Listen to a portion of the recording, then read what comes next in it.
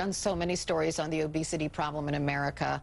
1/3 of U.S. adults are obese. 17% of all children and adolescents in the United States are obese. Our military is having trouble recruiting because of the obesity problem in America. They actually have to take on people who are obese, and, you know, they have to put them through programs to lose weight so they can qualify. So there is a problem with obesity in this country. And doctor, I will look to you just to say, like, do Americans know what is healthy and what is not? I think we're losing sight of that to some degree, and I do think we should have a positive self-image, and nobody should be fat shamed. But I think we do need to focus on what is healthy. And correct, a 6-foot person being a size 0 is more than likely going to be underweight, and that has its own health risks associated with it. So we should not laud that as being healthy. I agree with you 100%.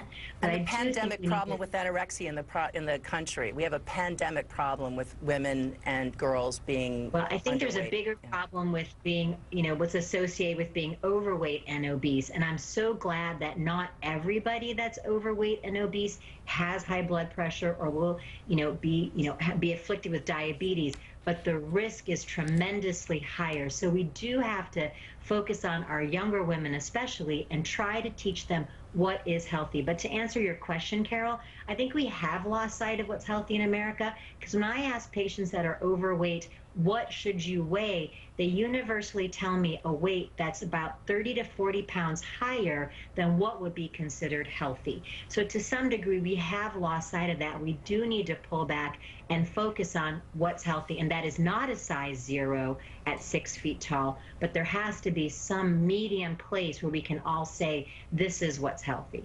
Well, I want to ask Emmy that question. Is there a median place? Is there, I don't know, someone in your family who would you be concerned about, and you would say to them, you know, look, I'm worried about you. So maybe you should lose a few pounds or gain a few pounds? It's an interesting question, because every individual body, and I'm a national ambassador for the National Eating Disorders Association, and the research that they find is that there's so many different variations of healthy. So the Cooper Institute down in Dallas did an amazing study and continue to does a lot of studies on kinesiology and physiology and health.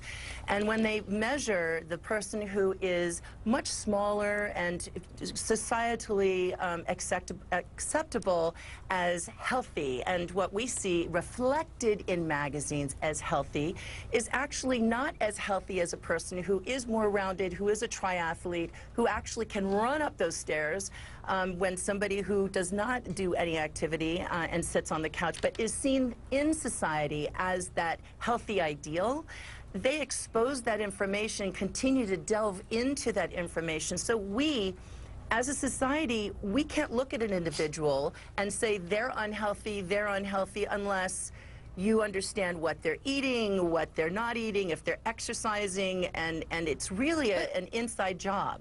But doesn't there have to be some gauge? I mean, the doctor, I'm sure she has her charts and recommendations from the experts. Yeah. Right? Right? Yes, there has to be some gauge. Like, I love to work out. I love it, and I have curves, and I'm a little bit heavier than I was when I was 20. But I accept that. That's something that I accept. If I stay consistent for my own body, I know that I like to jump and leap, and if I can't do that, then I feel lethargic and I don't feel right. But for somebody else, that's going to be a different standard of health and ideal. The BMI, I think, is one of the hardest measurements for a whole population to be measured on. And I would love to hear what the doctor had to say. I just want to get Rolanda in here for a last word, because we're running out of time, unfortunately. I'm loving this conversation. So, Rolanda, are you convinced? It really is a great conversation. I will admit, what I love about this is that we're learning how to be a little bit more tolerant and understanding of what fat means in America. But also, I am still concerned, especially in poor neighborhoods, when there's fast food and there's potato chips and there's sugar, that I don't want the marketing of it being okay to be fat to really put at risk, perpetuate already endangered girls. Low quality foods in the low-quality poorest neighborhoods. That's not good. We should focus on what healthy. And I don't want them to just say, oh, look, fat is fabulous now, let's go get some more chips. I mean, come on, we got to move, we got to live. But Tess is not saying that. Focus on healthy, not fat, not skinny. It's going to be healthy and unhealthy is what we really need to focus on. That's right. That's right. Okay, we'll all agree to agree on that. Thank you, Carol. Thank you Thanks, so much, Carol. Emmy. I love you. Rolanda, love you too. Dr. Sujatha Reddy, thank you so much. I do appreciate it. A new Gallup poll says American patriotism is at its lowest point in 17